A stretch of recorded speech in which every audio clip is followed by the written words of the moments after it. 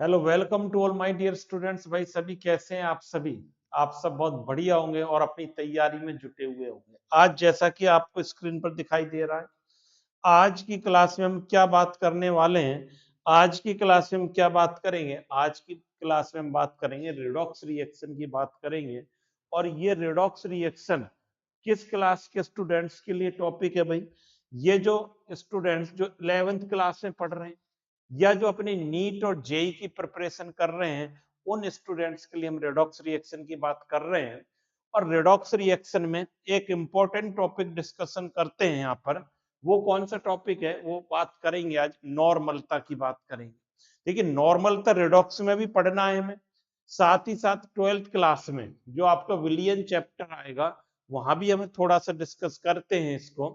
नॉर्मलता को यहाँ पढ़ना हमारे लिए बहुत जरूरी है रेडॉक्स में, क्योंकि इसमें इलेक्ट्रॉन्स के आदान प्रदान की भी बात होती है भाई। इलेक्ट्रॉन के आदान प्रदान की बात होगी, इसलिए नॉर्मलता को पढ़ना जरूरी है। तो ये एक अपने आप में एक इम्पोर्टेंट टॉपिक है। क्या है?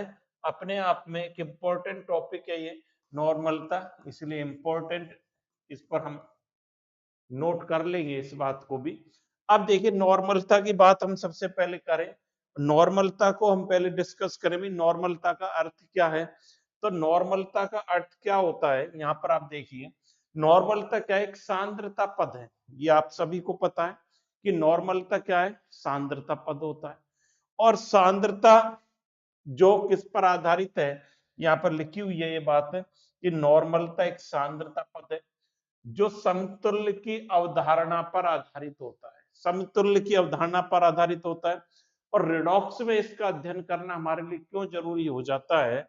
क्योंकि रिडॉक्स अभिक्रियाओं में इलेक्ट्रॉन का स्थानांतरण होता है। ये बात लिखी हुई है कि रिडॉक्स में इलेक्ट्रॉन का स्थानांतरण होता है, इसलिए वहां नॉर्मेलिटी, नॉर्मेलिटी क्या है? नॉर्मलता ही है भाई। नॉर्मेलिटी का विशेष महत्व होता है, इसलिए विशेष महत्व है। पहले तो इस बात को पढ़ेंगे, समतुल कह दूं या मैं क्या कह दूं, ग्राम तुल्यांक। या ये क्या है? ग्राम तुल्यांक की बात करते हैं इसमें। ग्राम तुल्यांक कह दें, समतुल्यांक कह दें, इनकी हम बात यहां पर करेंगे। तो ये बात हमें अच्छी तरह से समझनी है इसमें कि नॉर्मलता क्या है? सांद्रता पद है। सांद्रता की इकाई है नॉर्मलता। अब यहां पर आ जाइए भाई, नॉर्मलता में क्या बात कर रहा हूं। देखिए, पहली बात तो नॉर्मलता को क्या कहते हैं? नॉर्मलता, इसको किससे रिप्रेजेंट करते हैं? एन से रिप्रेजेंट किया जाता है। किससे रिप्रेजेंट किया जाता है? एन से रिप्रेजेंट किया जाता है नॉर्मलता को। एन से रिप्रेजेंट करेंगे नॉर्मलता को। अच्छा, नॉर्मलता क्या है? सांद्रता की इकाई है, तो ये भी आप लिख लें कि ये सांद्रता इकाई है। सांद्रता इकाई है, ये बात भी सर हमने नोट कर ली। सांद्रता इकाई होती है नॉर्मलता।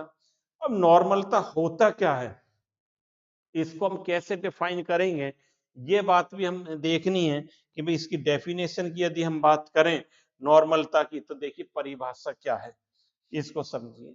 नॉर्मलता किसी विलयन के 1 लीटर में उपस्थित विलय के ग्राम तुल्यांक की संख्या होती है। क्या लिख सकते हैं नॉर्मलता को हम? ये लिख सकते हैं किसी विलयन के, किसी किसी द्वारा लिख देते हैं, यहां पर देखें, किसी विलियन के, किसी विलियन के 1 लीटर, 1 लीटर विलियन में उपस्थित, विलियन में उपस्थित, विलियन के 1 लीटर में उपस्थित विलय के, विलय के ग्राम तुल्यांकों, किसकी? विलय के ग्राम तुल्यांकों की संख्या, विलय के ग्राम तुल्यांकों की संख्या क्या कहलाती है? नॉर्मलता, नॉर्मलता कहलाती है। ये इसकी डेफिनेशन हो कि 1 लीटर विलियन में उपस्थित विलय के ग्राम तुल्यांक की संख्या। ये बात तो आपको पता ही है भाई, कि ये बात आपको पता है कि नहीं, कि कोई भी विलियन बनता है, विलियन में 2 भाग रहते हैं, एक विलेय रहता है, दूसरा क्या रहता है, विलायक रहता है। ये आप अच्छी तरह जानते हो। कैसे, या आपने पढ़ भी रखा होगा, छोटी क्लासेस में आप पढ़ते हुए आए हो। मैं ऐसे भी लिख सकता हूं कि विलियन किससे मिलकर बनता है। देखो भाई, विलियन किससे मिलकर बनता है, विलेय और विलायक से मिलकर बनता है। विलेय क्या होता है, जो कम मात्रा में उपस्थित होता है, कम मात्रा में, ये तो कम मात्रा में है जो, वो तो विलेय कहलाता है। और जो ज्यादा मात्रा में होता है, या हम कहते हैं अधिक मात्रा वाला भाग, अधिक मात्रा, ये क्या होता है, विलायक होता है। जो ज्यादा मात्रा में होता है वो विलायक है, और जो कम मात्रा में है भाई वो क्या कहलाता है बेटा, विलेय कहलाता है। तो दो भाग हो गए इसके। हम कह रहे हैं 1 लीटर विलियन में उपस्थित विलेय के ग्राम तुल्यांक की संख्या क्या कहलाती है, नॉर्मलता कहलाती है। तो ये परिभाषा हम लिख लें यहां से, कि डेफिनेशन को भी नोट करते हुए जाएंगे कि भाई ये क्या होता है, कि विलेय और विलायक को मिलकर विलियन बनता है, और इसकी नॉर्मलता की डेफिनेशन क्या है, यही बात यहाँ पे लिख रही है। किसी विलियन के प्रति लीटर में उपस्थित विलेय के ग्राम तुल्यांक, क्या कहते हैं, ग्राम समतुल्यों की संख्या क्या होती है, नॉर्मलता होती है। अब इसके देखिए फॉर्मूले की हम बात करें, नॉर्मलता के यदि मैं बात करूं, सूत्र क्या होगा, नॉर्मलता, यहाँ बोर्ड पर लिखा हुआ है, नॉर्मलता n बराबर क्या हो जाएगा, ग्राम तुल्यांक की संख्या, किसके, विलेय के, विलेय के ग्राम तुल्यांक की संख्या क्या लिखेंगे, विलेय के ग्राम तुल्यांक, ग्राम तुल्यांक की संख्या, ऐसे लिखूंगा, बटे क्या लिखूंगा, बटे, बोलो भाई, बटे विलियन का क्या लिखेंगे, विलियन का आयतन, किसमें, लीटर, विलियन का आयतन किसमें, लीटर। तो ये इसका फॉर्मूला हो गया कि विलेय के ग्राम तुल्यांक की संख्या बटे क्या हो गया, विलियन का आयतन। तो इसको भी नोट कर लें, विलियन का आयतन से इसको डिवाइड कर देंगे, और आयतन हमने किस में ले रखा है, आयतन हमने सर लीटर में ले रखा है। भाई आयतन किस में ले रखा है, लीटर में आपने ले रखा है, विलेय की ग्राम तुल्यांक की संख्या बटे विलियन का आयतन लीटर में कर देंगे। अब यहां पर देखिए, और इसको कैसे मॉडिफाई कर सकते हैं, ये बात कर ली। यदि ये कोई जरूरी नहीं है भाई कि हमेशा आयतन लीटर में ही हो सर, यदि मिलीलीटर में आ जाए तो कैसे लिखेंगे, इसी बात को हम समझ रहे हैं। यहां पर देखिए, मैं लिखूंगा n बराबर विलेय के ग्राम तुल्यांकों, ग्राम तुल्यांकों की संख्या, विलेय के ग्राम तुल्यांक की संख्या, बटे, बटे में लिख रहा हूं क्या, विलियन का आयतन, विलियन का आयतन लिख देते। यदि इसको मिलीलीटर में लिख दिया जाए, यदि इसको मिलीलीटर में लिख दिया जाए तो सीधा सीधा भाई 1000 से गुणा, 1 लीटर बराबर कितने मिलीलीटर होते हैं, 1000 होते हैं। 1 लीटर बराबर कितने मिलीलीटर, 1000 मिलीलीटर होते हैं 1 लीटर बराबर। तो हमने क्या कर दिया, 1000 से मैं भाग दूंगा तो ये 1000 ऊपर चला गया, तो ये कहां चला गया, ऊपर चला गया। तो ये क्या हो गया, 1000 से गुणा कर देंगे। अब बात इतनी तो हो गई कि नॉर्मलता क्या होती है, ये आपने सीख लिया कि नॉर्मलता की परिभाषा हमने देख ली कि विलेय के 1 लीटर विलियन में उपस्थित विलेय के ग्राम तुल्यांक की संख्या क्या कहलाती है, नॉर्मलता कहलाती है। और इसको आपने फॉर्मूला भी देख लिया। अभी बात अब ये आती है, पहली बात अभी इसकी बात करेंगे कि ग्राम तुल्यांक क्या होता है। ये बात अभी अपने पल्ले नहीं पड़ी कि ग्राम तुल्यांक कैसे निकाले जाएं, इस बात को भी अभी सीखना है हमें कि ग्राम तुल्यांक कैसे निकालेंगे। यहां पर देखें हम, पहली बात तो ये देखें कि ग्राम तुल्यांक से पहले कि जो नॉर्मलता की इकाई क्या होगी। पहली बात हम यहां पर लिखें कि यूनिट इकाई, इसकी इकाई क्या होगी, इकाई बोलो भाई, कोई बच्चा बोल सकता है कि इकाई क्या होगी? इकाई इसकी क्या होगी? इकाई इसकी क्या होगी? नॉर्मल। क्या लिखेंगे? नॉर्मल। इसकी इकाई होती है नॉर्मल। या इसकी क्या इकाई होती है? ग्राम इक्विवेलेंट पर लीटर, ऐसे बोल सकते हैं। और क्या बोल सकता हूं इसकी, जब मैं इकाई की बात करूंगा, और ग्राम तुल्यांक। ग्राम तुल्यांक, तुल्यांक है भैया, ग्राम तुल्यांक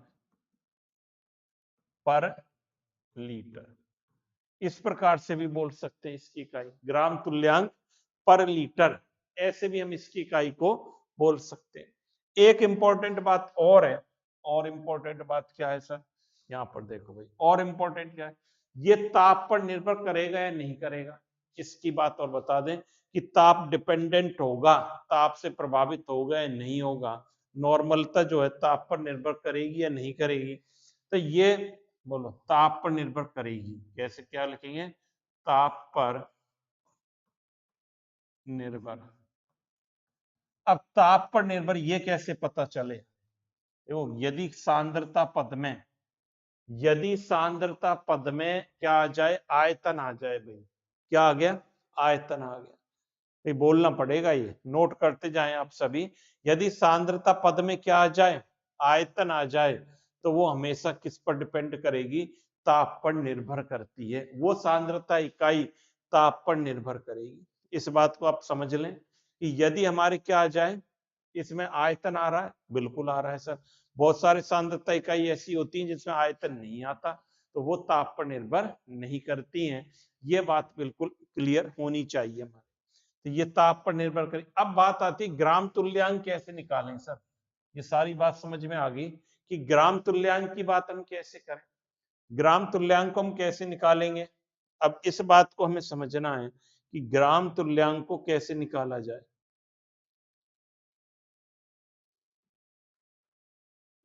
देखो, यही सी करते हैं, ग्राम तुल्यांक की बात करते हैं, या समतुल्यांक जिसको हम बोल रहे हैं, क्या बोल रहे हैं? ग्राम तुल्यांक।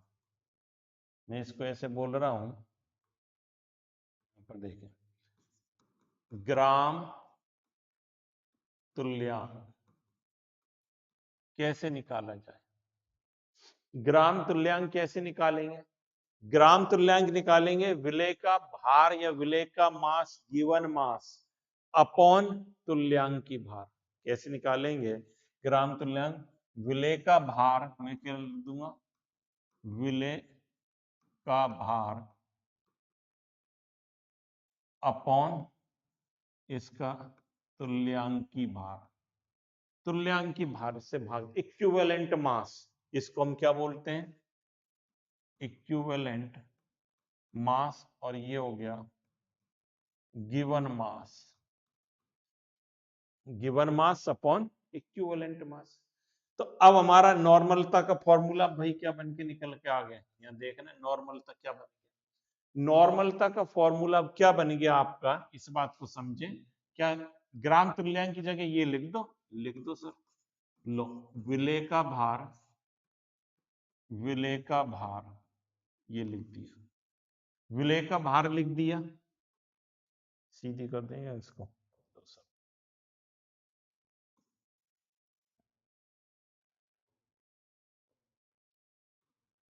देखो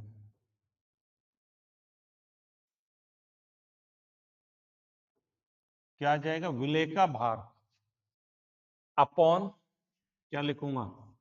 लो सर, तुल्यांकी भार इंटू विलियन का आयतन, विलियन का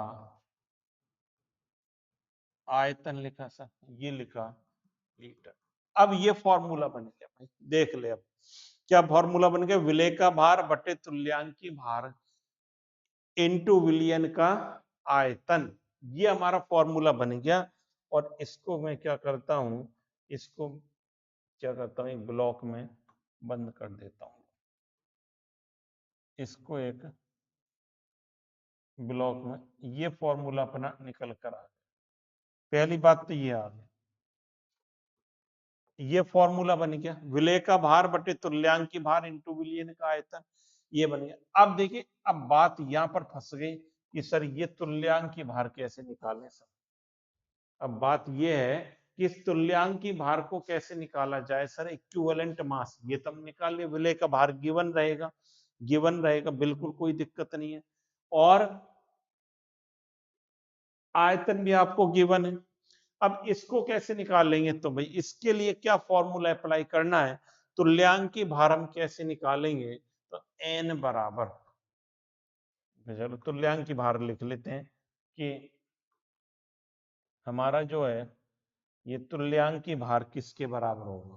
देखो तुल्यांक की भार की बात कर, जिसको कहते हैं इक्विवेलेंट मास, इसको इक्विवेलेंट मास की बात कर रहे हैं। इक्विवेलेंट मास हम कैसे निकालेंगे, इसके लिए मोलर मास, आणविक द्रव्यमान, आणविक द्रव्यमान अपॉन, अपॉन क्या कर दूं,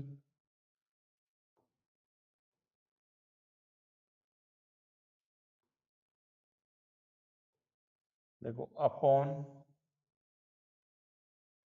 क्या लिखेंगे, इसको थोड़ा सा सही कर देते हैं एक बार, लो अपॉन एन फैक्टर। अब सर ये समस्या होगी कि एन फैक्टर क्या होता है, एन कारक हिंदी में क्या बोलेंगे, एन कारक। ये इक्विवेलेंट मास हम निकालेंगे, तो भाई ये आपने समझ लिया कि विलय का भार करा अपॉन क्या करा, तुल्यांक की भार इनटू विलयन का आयतन लिखा। अब विलयन का आयतन आपको पता है, विलय का भार आपको पता है, तुल्यांक की भार को हम कैसे निकालें। तुल्यांक की भार को निकालने के लिए आपको क्या करना पड़ेगा, आणविक द्रव्यमान अपॉन एन फैक्टर फॉर्मूला लगाना पड़ेगा। तो भाई इस फॉर्मूले को भी मैं लिख दूं, आप कहो तो, तुम कहो तो इस फॉर्मूले को भी यहां पर मैं लिख दूं, तो ये देखिए क्या बन जाएगा, नॉर्मलता का फॉर्मूला। अब ये क्या बन गया, N is equal to, N is equal to अब क्या बन गया अपना, विलय का भार, क्या बन गया, विलय का भार, ये बन गया विलय का भार, विलय का भार आ गया अपॉन, विलय का भार अपॉन क्या बन गया, ये यहां पर देखिए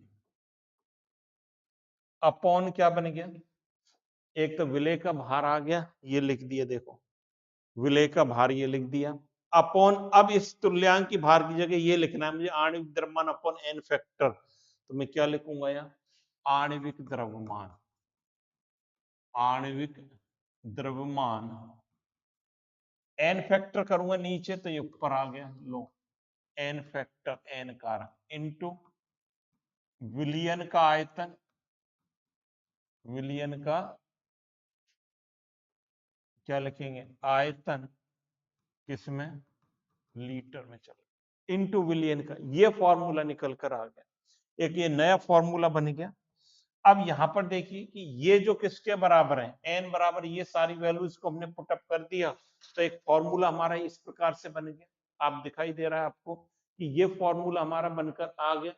अब यहाँ पर देखिए ये फॉर्मूला जब बन गया, अब अपने को इसमें ये देखना है भाई, ये बात बताइए विलय का भार बटे आणविक द्रव्यमान ये किसके बराबर है, पहली बात तो ये बताओ ये किसके बराबर है, विलय का भार बटे आणविक द्रव्यमान ये अपना किसके बराबर है, आप बता सकता है कोई बच्चा, ये किसके बराबर होता है,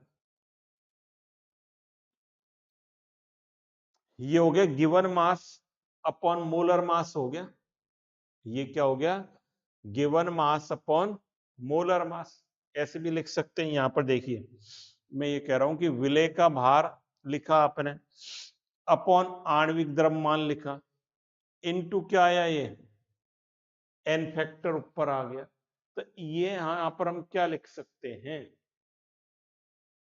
बताओ,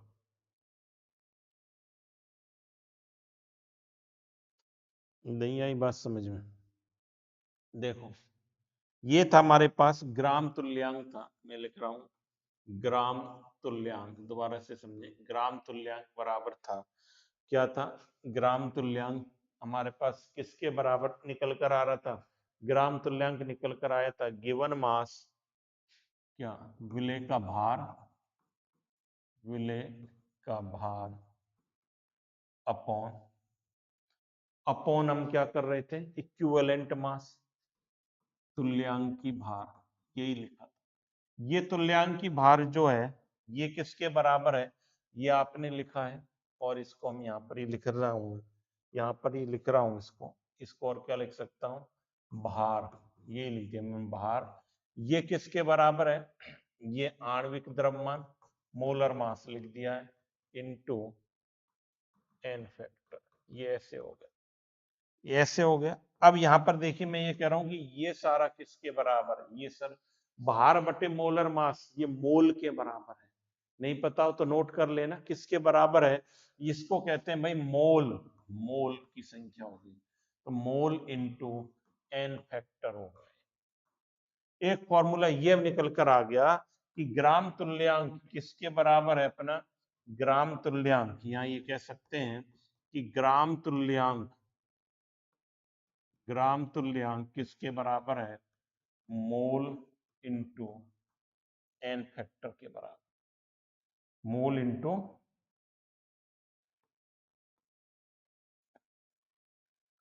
एन फैक्टर के बराबर है आपका ग्राम तुल्यांक, ये ग्राम तुल्यांक का आ गया फॉर्मूला, ये किसका आ गया, ग्राम तुल्यांक का फॉर्मूला बनकर आ गया हमारा, तो यही हम बात कह रहे थे, देखो मोल इंटू एन फैक्टर। अब यहां पर देखिए ग्राम तुल्यांक की जगह में क्या लिख सकता हूं, मोल इंटू एन फैक्टर लिख सकते हो सर, ये बिल्कुल लिख सकता हूं। अब यहां पर देखो इसकी जगह में क्या लिख सकता हूं, अब आ गया एन बराबर,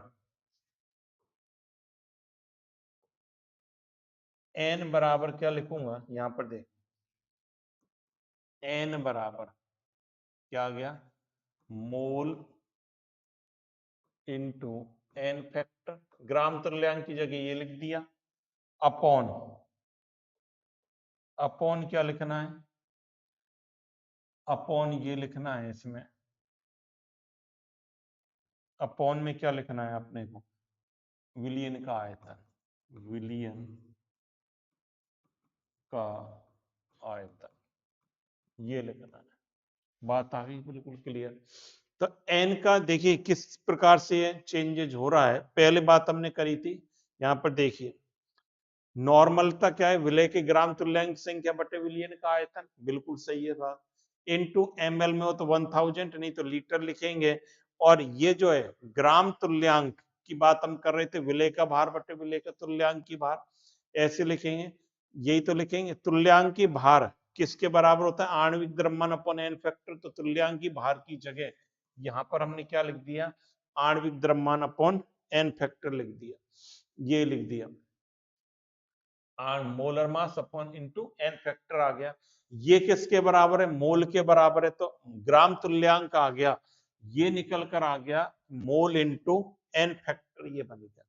और नॉर्मलता क्या होती है, नॉर्मलता अब बन जाएगा mole into N factor upon विलियन का आयतन।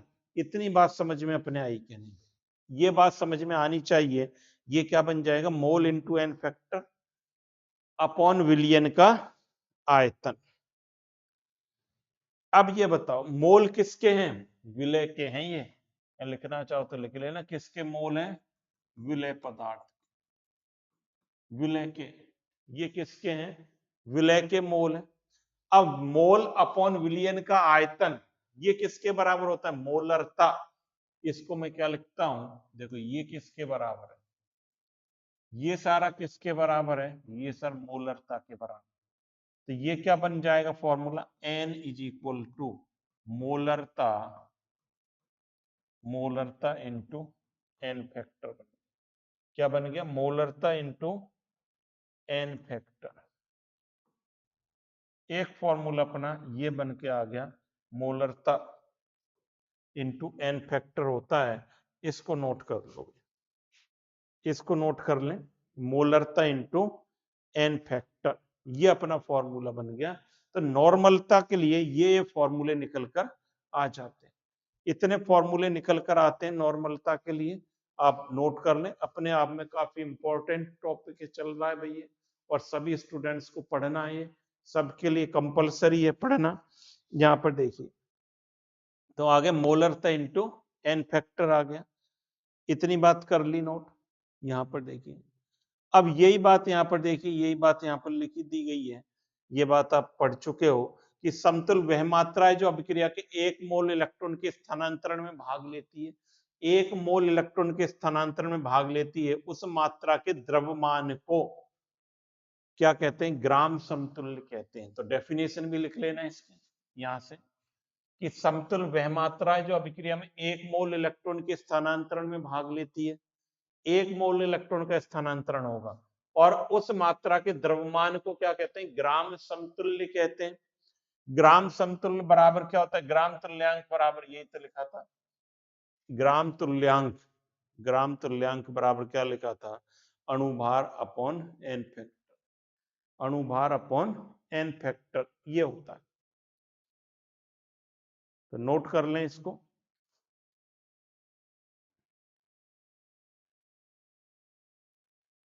भाई इसको भी नोट कर लो।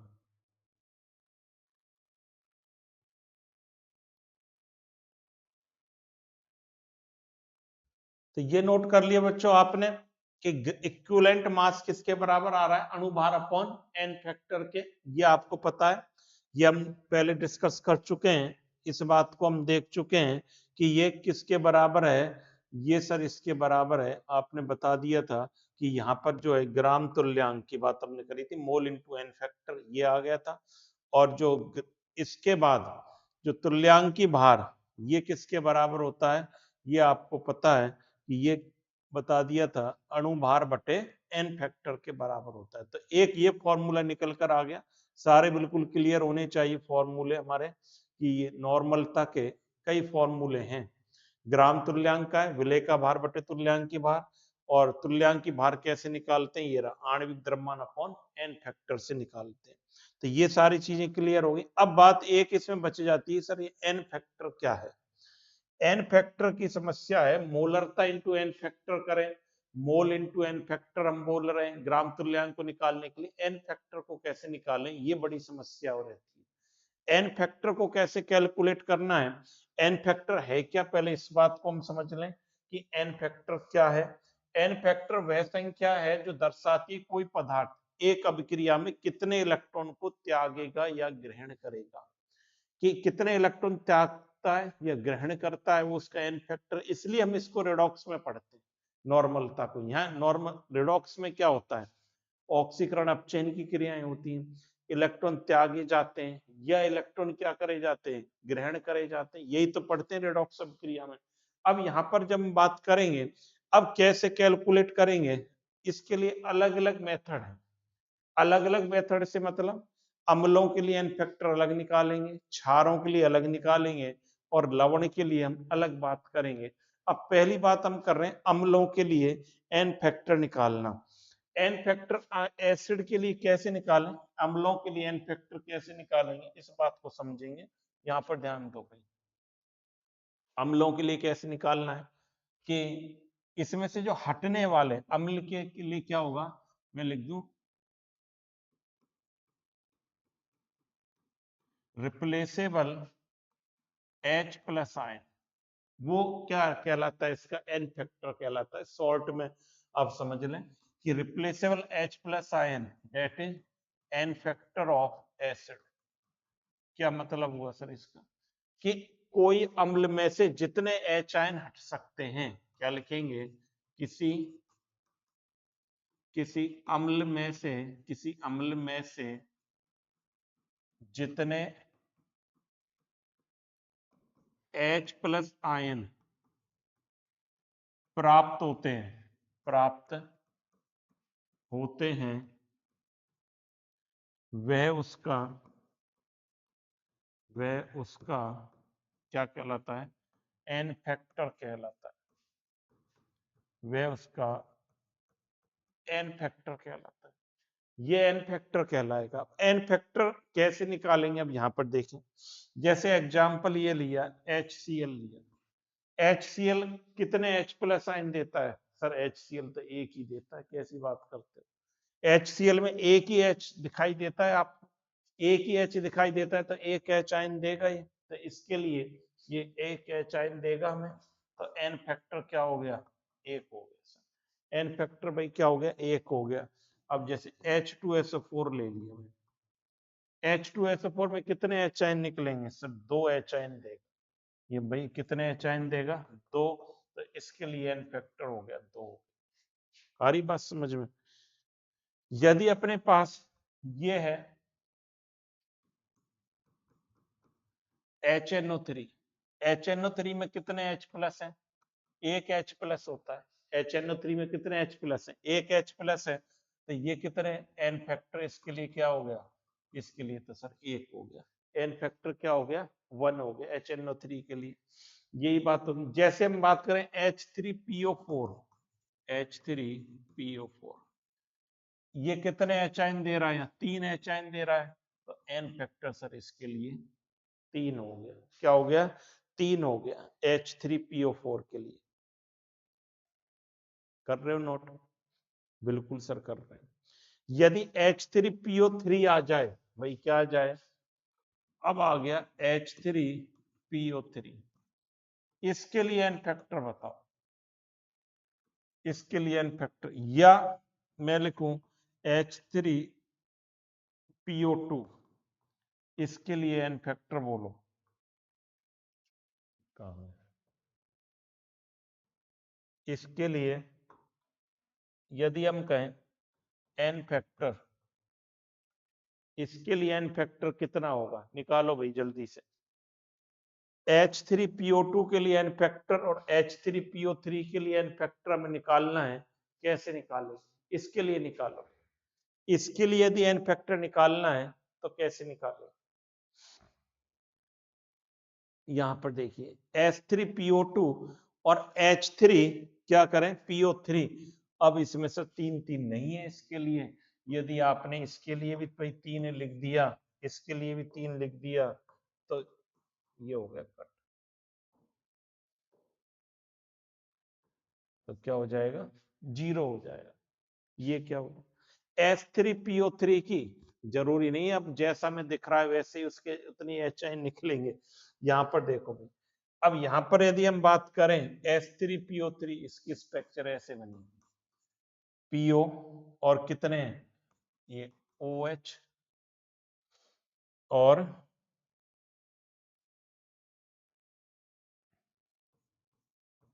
OH, ये हो गया। इसको यहां लगा देता हूं, चलो।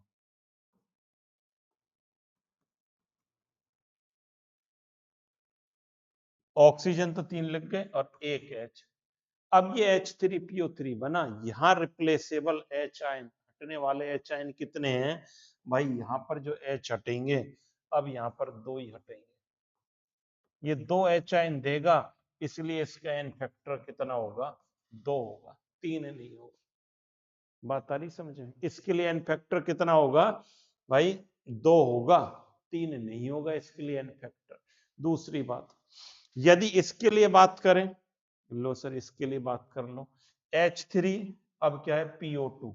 यदि ये था अपने पास H3PO2, H3PO2 था, तो भाई इसकी स्ट्रक्चर बना के देख लो, H3PO2, PO2 तो हो गए पूरे, H ये है H3। यहाँ कितने H रिप्लेस होंगे? केवल ये ऑक्सीजन से होगा, तो इसके लिए एन फैक्टर निकल कर आएगा 1 आएगा। तो इस प्रकार से हमें एसिड के लिए एन फैक्टर कैलकुलेट करना है। यदि एक एग्जांपल और बता दो सर, यहाँ पर देखो, यदि मैं ऐसे लिखता हूँ CH3COOH, ये कितने H आयन देगा? एक। ये नहीं देगा, कभी चार जोड़ दो आप, ये तो एसीटेट आयन है, चार नहीं देगा, एक H आयन दे रहा है, इसलिए इसका एन फैक्टर यहाँ पर कितना लिखा जाएगा? एक ही लिखा जाएगा भाई। इसके लिए एन फैक्टर कितना है? 1। तो एसिड में एन फैक्टर कैसे निकालना है? एसिड के लिए एन फैक्टर जितने H प्लस आयन हट सकते हैं वो उसका क्या कहलाएगा, एन फैक्टर कहलाता है एसिड के लिए। एसिड से जितने H आयन निकलेंगे उसका एन फैक्टर कहलाएगा। ये आपने नोट कर ली होंगी सारी चीजें, यहाँ से भी ये नोट कर लिया और ये भी हमने इसको नोट कर लिया, ये भी नोट कर लिया भाई। अब बात करते हैं क्षार के लिए। अब किसके लिए बात करते हैं, क्षारों के लिए बात करते हैं। ये तो अम्ल के लिए हो गई। क्षार के लिए अब बात आप समझ गए होंगे कि क्षार में जितने OH आयन, क्षार में क्या रहता है, OH आयन रहते हैं, अम्ल में सर H आयन रहते हैं। तो जितने OH आयन हटेंगे वो क्या कहलाएगा, क्षार का एन फैक्टर कहलाएगा। तो इसके लिए नोट कर लें कि क्या कर लें, हटने वाले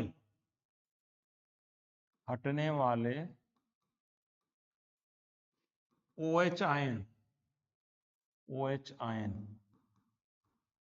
क्या होगा, इसका एन फैक्टर होगा।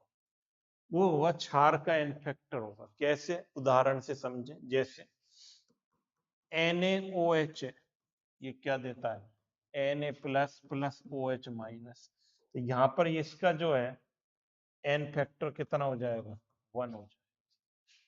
एक ही तो OH आयन दे रहा है, बिल्कुल एक दे रहा है। यहाँ पर देखो, जैसे मैं लिखूं BaOH का होल ट्वाइस, कैसे लिखेंगे, Ba plus two OH minus.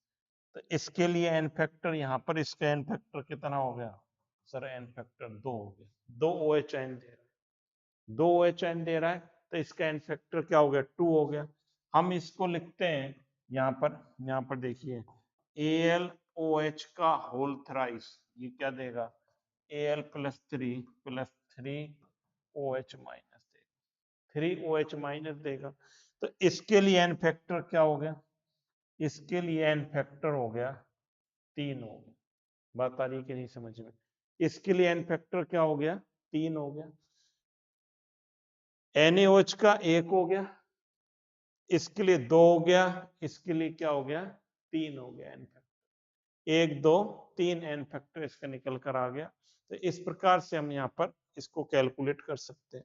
जैसे KOH और देखिए KOH क्या देगा, K plus OH minus N factor इसका कितना हुआ, 1 ही हुआ। क्या हुआ, 1 निकल कर आया। तो एन फैक्टर को इस प्रकार से हम कैलकुलेट कर सकते हैं एसिड और बेस के लिए। अब तीसरी कैटेगरी आती है, कौन सी है, लवण की। लवण के लिए कैसे निकालें एन फैक्टर, यहां पर देखो, ये अपने आप में इंपॉर्टेंट है। लवण का एन फैक्टर निकालना,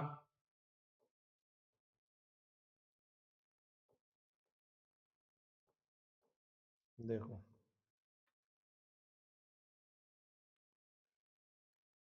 ये अपने आप में क्या है,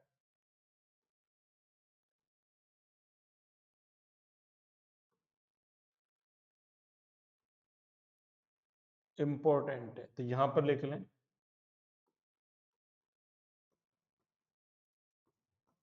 ये इंपॉर्टेंट लिख लें लवण के लिए। अब लवण के लिए कैसे निकालेंगे भाई एन फैक्टर, दिमाग में कोई बात आ रही है आपके, लवण के लिए एन फैक्टर हम कैसे निकालेंगे, ये बात आ रही है कि नहीं दिमाग में।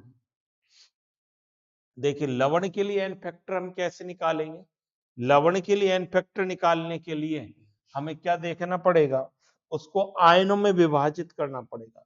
तो हम कैसे निकालेंगे एन फैक्टर, कुल धनावेश या ऋणावेश क्या हो जाएगा इसके लिए, एन फैक्टर बराबर क्या, मोड ले लेंगे इसका, क्या ले लेंगे, कुल, ऐसे लिखेंगे कुल पॉजिटिव चार्ज या नेगेटिव, कुल पॉजिटिव या नेगेटिव चार्ज, ऐसे लिखें, नेगेटिव आवेश, कुल पॉजिटिव धनात्मक या ऋणात्मक, ये क्या है, धनात्मक, ये धनात्मक और ये क्या है, ऋणात्मक। धनात्मक या ऋणात्मक जो आवेश होगा वो क्या कहलाएगा, इसका एन फैक्टर कहलाएगा, इसका क्या कहलाएगा, एन फैक्टर कहलाता है। यहां पर देखो भाई, कुल धनात्मक या ऋणात्मक जो आवेश होगा इसका एन फैक्टर कहलाएगा। कैसे निकालेंगे अब देखो, उदाहरण से समझना है भाई, उदाहरण से समझेंगे। जैसे लवण है हमारे पास NaCl, बताओ भाई NaCl को आयनों में विभाजित करो, NaCl को आयनों में विभाजित करें, NaCl को आयनों में विभाजित करेंगे तो ये क्या देगा, Na प्लस और Cl माइनस देगा। Na प्लस और क्या देगा, Cl माइनस देगा। Na प्लस Cl माइनस देगा तो यहाँ धनावेशित कितना है, +1 है, ये -1 है, तो इसका n फैक्टर कितना हो गया, 1 हो गया। ये बात आई है। कुल धनावेश या ऋणावेश से एक लिखना है, इस बात को हमें समझना है कि कुल धनावेश या ऋणावेश में से एक को लिखना है, और प्लस माइनस का साइन नहीं लगाना चाहिए, तो मोड ले रखा है इसका। क्या नहीं लगाना है, प्लस माइनस का साइन हमें नहीं लगाना है, इस बात की हमें ध्यान रखना है। तो नोट कर लें, इसको भी नोट कर लीजिए, कुल धनावेश ऋणावेश को। तो इसका जो है आपने नोट कर लिया होगा कि कुल धनावेश ऋणावेश जो है वो कितना है, 1 है। और देखो सर, और बताओ, यहाँ पर देखिए, यदि मैं उदाहरण और लिख देता हूं, जैसे मैं लिखूं BaSO4, लो एग्जाम्पल लिख दिया BaSO4, इसको आयनों में ब्रेक कर दो, आयनों में ब्रेक करेंगे तो क्या देगा, Ba+2 SO4 minus, barium ion और सल्फेट आयन, ये तो आता है भी सबको। आयनों में विभाजित करना तो सबको आता है क्या, बिल्कुल आता है सर, ये बात हमें 9-10 से ही सीखते आ रहे हैं, 9-10 से इस बात को अब सीखते आ रहे हैं, ये बात सबको आती। Ba+2 और SO4 माइनस 2 हो गया इसका। अब यहाँ पर देखिए, अब इसको n फैक्टर, अब तो कोई दिक्कत ही नहीं है भाई, अब तो कोई दिक्कत नहीं है, +2 -2 का n फैक्टर कितना हो गया, 2 हो गया, अब तो कोई दिक्कत ही नहीं। जैसे और देखिए AlCl3 है, तो Al+3 माइनस होता है सर, इसके लिए n factor sir +3 -3, n factor sir इसका 3, n फैक्टर कितना आ गया, 3 आ गया सर इसका, बिल्कुल ठीक है। इसका भी n फैक्टर कितना आ गया, 3 आ गया। तो इसको भी नोट करते जाएं साथ के साथ। एक और नोट कराना चाहता हूं मैं आपका एग्जाम्पल, यदि ये है Al2SO4 का होल थराइस, इसका करिए, इसका सब बच्चे करेंगे। Al2 इसका करके देखो, इसको आयनों में ब्रेक कर दें, आयनों में इसको विभाजित कर लो, आयनों में कैसे होएगा, 2Al +3 -2। कुल धनावेश बताओ भाई कितना है, ये रहा 3 दूनी 6 सर, -6, n फैक्टर इसका क्या हो गया, चला गया, n फैक्टर इसका कितना हो गया, 6 हो, n फैक्टर कितना निकल कर आया, 6 निकल कर आया। कुल धनावेश ऋणावेश को देख लो।